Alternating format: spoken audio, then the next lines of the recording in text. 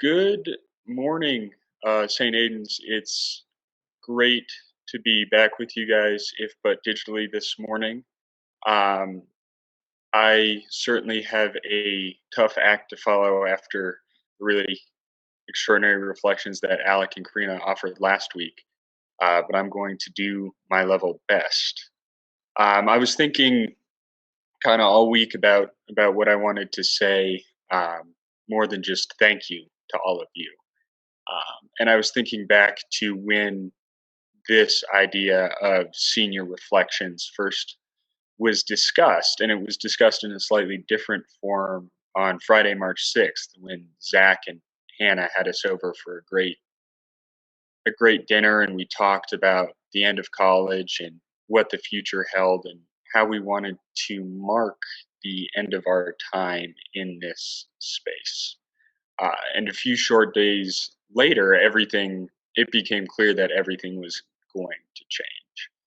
I remember biking up to my last in-person class on a Thursday, and I was, carrying my bike up the stairs for part of it. And I just thought to myself, I just didn't think it would end this way. And then I thought, well, I guess that's kind of appropriate because I could not have imagined any of college going this way. Particularly ending up at St. Aidan's, as pretty much all of you know at this point. I grew up Roman Catholic. Alec and I came to St. Aidan's as a stubborn compromise and so fell in love with this place and its people that we never wanted to leave. We found a great community in Bread and Belonging, and Zach had to put up with my annoying Catholic inclinations and stubborn insistence as a freshman, I think, on always being right, even when I was not. So I thank those that have put up with my often wrong but never in doubt mentality during these 4 years of college. I think that this time uh, during Corona has it's made me kind of lose track of time. I didn't fully understand. It didn't really hit me that I was graduating. I took my last final, turned in my last paper, had some conversations, woke up on Thursday morning, and made a lot of jokes to Alec, like, "Oh, I haven't done this since I was in college," which he didn't appreciate as much as I did. But it really became real to me when on Friday, Pastor Zach dropped off our senior gifts and we opened them up. And it's a tradition in Bread and Belonging that when you graduate, you get a stole, an academic looking stole. That's a buffalo. It has a lovely little medallion on it here.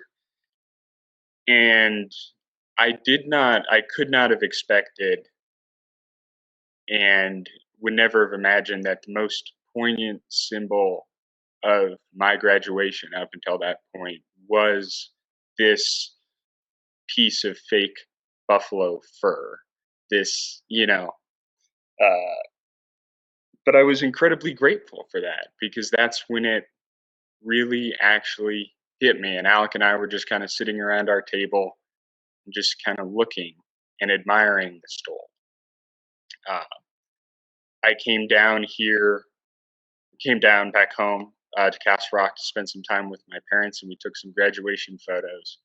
I may not have bought a cap and gown from CU. I've reused my old high school ones, but uh, the only thing from CU in all my graduation pictures has been this stole, and I think that is symbolic of what Bread and Belonging and St. Aidan's has brought to me during my time in college.